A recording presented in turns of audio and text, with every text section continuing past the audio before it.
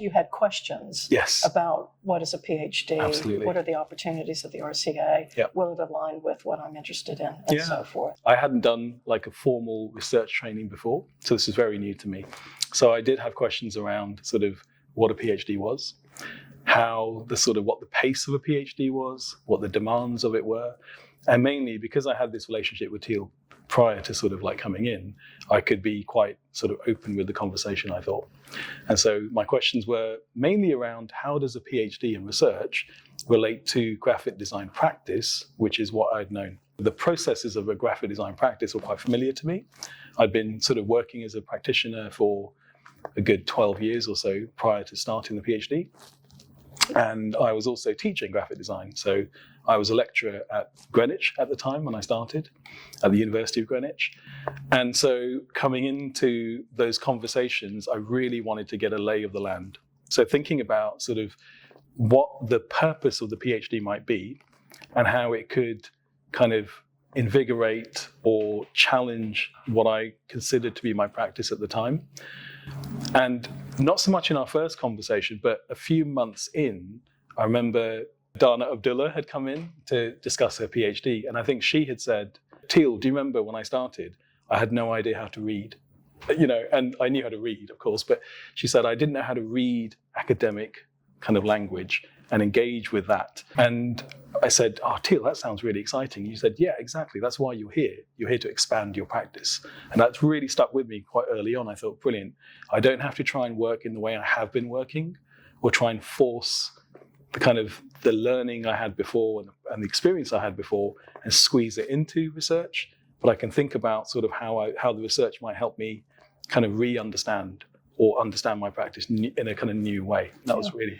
And I think what was really good about our several conversations, and I think this is important that we had those conversations before you even arrived to undertake the PhD prior to interview and being allowed in to the RCA, but that importance of the kind of experience that you were bringing to the PhD. Yeah.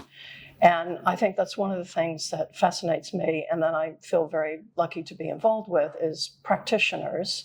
And practice is very broad. It is. You know, we talk about writing as a practice, we talk about design as a practice, fine art as a practice, and so forth.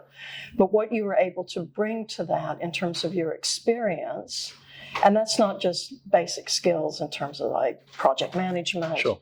Or making sure that you're getting things delivered on time, that you could turn a computer on and you could engage with Photoshop or whatever it happens to be, but that there's a sense of direction and intention, and bringing that in through the practice into a PhD academic context.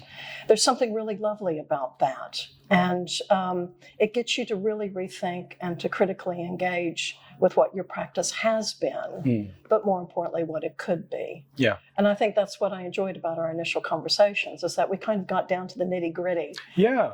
And I think the preparation prior to interview in kind of drafting a proposal, I think that was a very kind of worthwhile experience, but quite a rigorous process as well, because it got you to sort of commit, words on the page. These are some of the questions I'm wrestling with.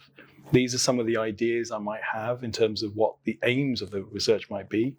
And also thinking about sort of what methods I might apply in kind of in the doing of the research.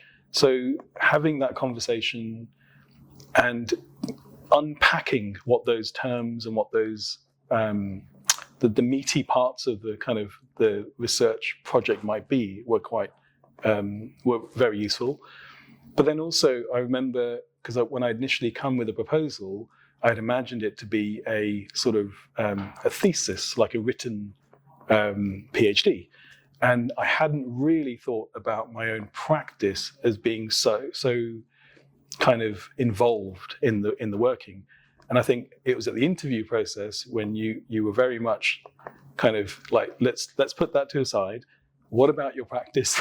And I thought, that was great, and it was a really sort of encouraging, sort of exchange. And I thought, absolutely, this is why I'm here. I'm, starting this kind of research journey because I do want to kind of use my practice as much as I want to find out more about it.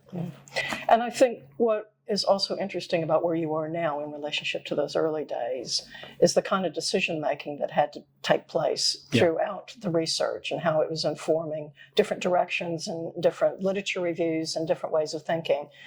And your initial proposal was very much, and I remember it very clearly, about the everyday and typography and forms of communication, visual communication, that could be understood under different kinds of methodologies and methods and so forth. And I think that's what sparked off, I think, our conversation in terms of our shared areas of interest. But then COVID hit. And this is the beauty of being a designer, is that you're problem solvers. You had a situation, a context. How were you going to deal with that in relationship to the research? And I think that's where it got really interesting. So none of that original work had gone to waste at all, because I think you worked through a lot of the kind of bigger questions around what is a PhD and how do I develop different kinds of methodologies and how is this work going to be framed and what are the methods that I'm going to be using. But there was something about this world event that got you thinking quite locally, quite specifically. And that's where I think my interest in community participation and your interest in communication and community participation started to overlap. And I think conversations got really interesting at that particular point. Absolutely. And I think when I come into it, the research was about sort of looking at local spaces and mainly kind of urban spaces through the lens of a kind of vernacular typography, through a very kind of graphic designerly approach, I would say. And it's quite telling when new practitioners come and speak to me about potentially doing a PhD, and if they've come from a similar background to myself, like graphic design or illustration, their proposals are often very much rooted in graphic design. Those sort of those knowns that they have, and it's quite exciting to discuss how open the process can be, and how much of it requires a shift in thinking, but also the approach has to be sustainable, and it's a long journey. So thinking about what can keep feeding that practice and that research thinking.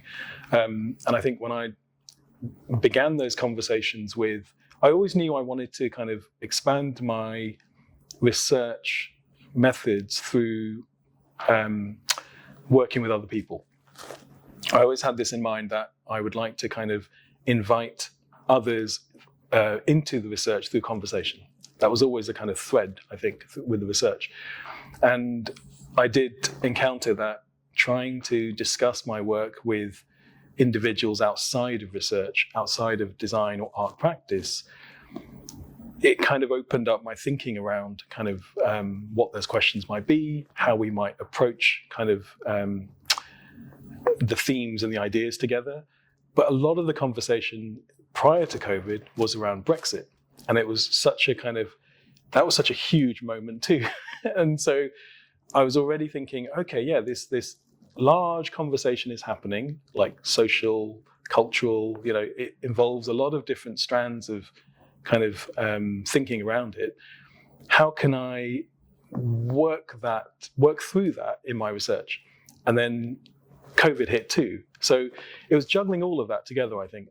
What it did was to get you thinking differently about what was really at the heart of your research. And as you said, it was about communication and community and having the different kinds of dialogues with people and working with people that became quite central to where your research ended up.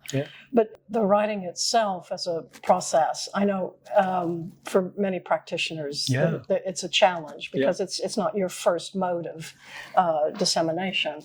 But I think what I appreciated about what you were doing is that you would bring us to the supervisions text to be critically engaged with, not only in terms of its kind of theoretical positioning of the work, but the formats and how you were beginning to learn what it meant to be an academic researcher and the kind of conventions of academia as well. And a lot of editing So much editing. We've been doing a lot of editing along the way. Absolutely. Yeah.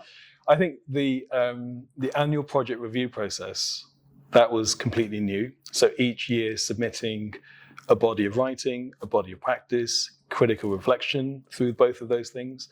And my tendency was, I didn't find the writing difficult in terms of the amount of writing. Yes. In fact, I overwrite, Yeah. Yeah. So my process was often writing way too much and submitting way too much for review. So I think editing became the big concern for me. So making sure that rather than writing a lot of stuff, which was a lot of description, a lot of like locating things, gathering things and writing to them, but thinking about, okay, what is it that this reading is allowing me to learn, but also what further questions is it prompting? So how can it be a bit more sort of strategic, I suppose? Obviously, our conversations really supported that. You would bring me lots of kind of like, this is a really interesting contemporary reference. This is a brilliant sort of piece of writing you might think about.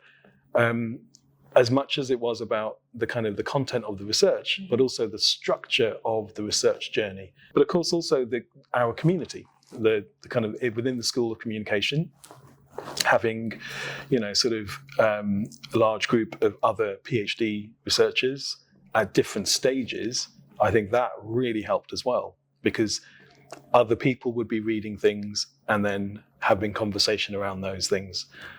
We would often meet, prior to a lecture or session that we had with visiting practitioners or current researchers, those sort of water cooler moments where we would have conversation to discuss, here's something I'm wrestling with. Like, what do you think this thing is? And those things were really beneficial. So, and particularly as people were at different stages, I think that supported that journey very well. Yeah, I'm glad you raised it, because I think there is something interesting about people being at different stages. But also in the PhD journey, you're asking the same questions, but just differently because you're at different stages. Yep. So as you say, everybody's benefiting and taking from those conversations back into their own experiences, depending on where they might be in the process and their own journey. Yeah. And I think for me, I don't know how you felt about this, but Methods of Intent, which is our weekly seminar session. Seminar very loosely described because we do workshops. As you said, we've got lecturers coming in, we have talks. Sometimes we just talk with each other, depending on what anybody wants to kind of raise and bring up. But I think that point of contact, where that flow, as you talk about, the rhythm of research, really becomes visible to everybody, because being a PhD researcher is often sitting in your studio on your own, or sitting in the V&A library, working there on your own. And so that sense of isolation, which is important for a researcher, because that's where you're formulating your own kind of perspective and positioning on a piece of research, but bringing that back in and needing to articulate that with each other. And that's whether or not it's talking about the research per se in terms of content, but also the kind of emotional journey that goes along with that. Because you guys are here for 4 to 8 years, depending if you're part-time or full-time. And that's a long time to be with a group of people. It's a long time to be a researcher on your own. And so, I don't know, Methods of Intent, how did that work for you? I think when I first came into that, it's such a daunting thing, because you do have, especially if you know people through their practice, if you've followed their work, or if you've read about their work, prior to suddenly being in a room where you're a student alongside each other, and they're often, we have colleagues who are colleagues and friends through the PhD who, when I started, I thought, I could have hero worshipped this person. They were an amazing designer who I followed. So just being in the room initially is exciting and really daunting, because not being able perhaps to follow the conversations in the detail or the depth at which others are. But I think that's a kind of an attunement, you're tuning up to what is the level of discourse, what is what are the patterns of that kind of approach as well. And it wasn't until I think my second or even third year moving through methods of intent, our weekly sessions, where you start to realize how there are sort of patterns to what we do. And obviously, as we move through an academic year, things start to ramp up toward, this is us thinking about our writing in more depth, our positioning our research, where earlier on, perhaps it's more experimental in kind of what we're doing. So I think certainly those weekly conversations, they were the pre-methods of intent. The lectures happen in the evening, but the day ahead of that was this kind of like studio experience. So being around other practitioners and researchers as they're engaging in their work, and just having a coffee together, thinking about our work together.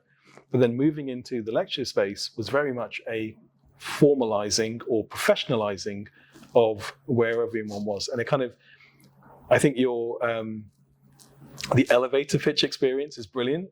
Just sort of, especially when a new practitioner comes in to the group, it's always exciting to see how other people discuss their research. Also, when visiting professionals come in to talk about their work, other researchers, practitioners, it's often quite, again, it's daunting, but also an exciting moment to really voice what your research is in a short, sharp way, to say, this is who I am, this is what I'm researching.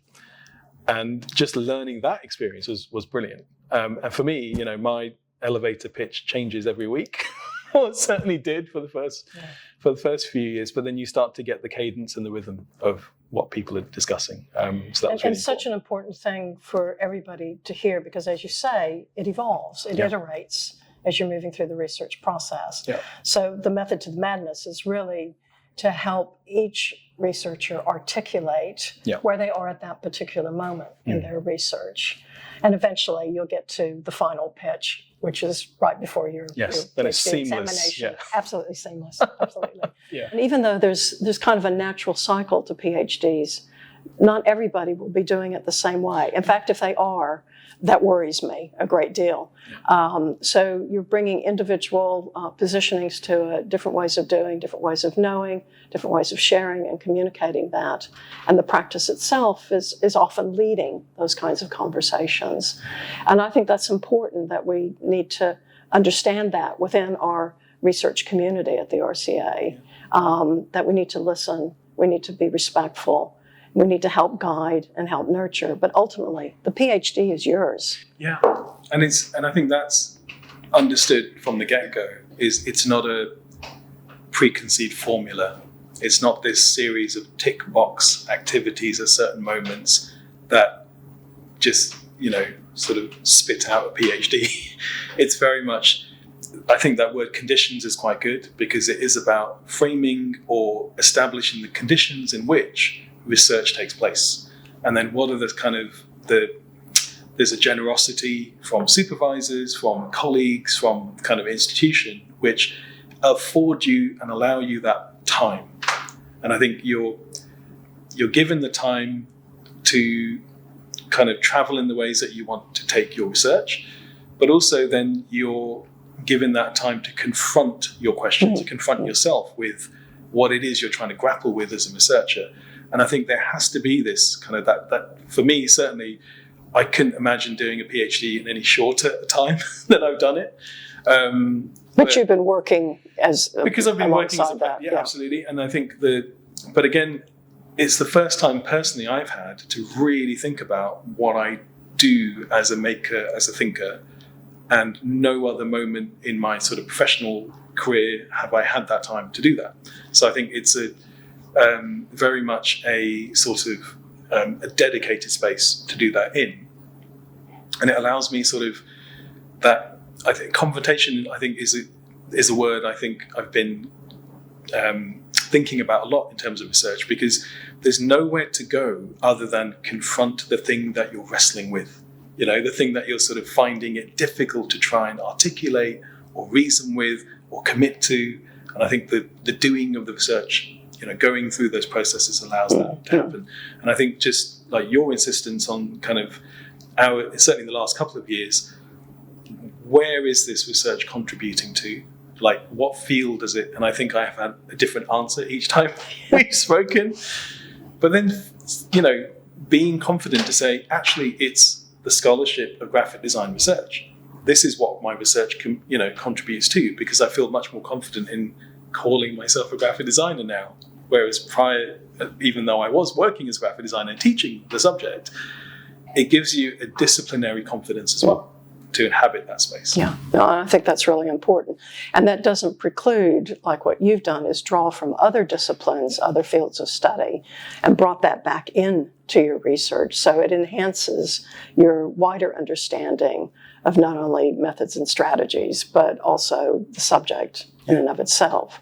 And I think that's really important. Something that you're probably already thinking about including in your conclusion is what's next? Yeah. What is the PhD going to bring to you? You've talked about, as a practitioner, how it's really helped inform your thinking and has shifted your practice as a graphic designer into many other things. But what is this going to bring to you professionally as well as personally? Yeah, so I've been teaching graphic design since 2015 now, so a number of years. But I think doing the PhD and putting myself in the role of a student has been one of the most you gain so many insights of that experience. So when I feed that back into myself being the lecturer in the space with students, it gives you a way of understanding that experience in a different way. And I think that's really important. But I think it's also opened up lots of dialogue with groups who I wouldn't have thought I would be engaging with. So I'm part of an experimental drawing network, which came about through a presentation I gave, part of Methods of Intent. So I was invited to join that, and it's practitioners, academics who come together to practice drawing and research and how those two things intersect.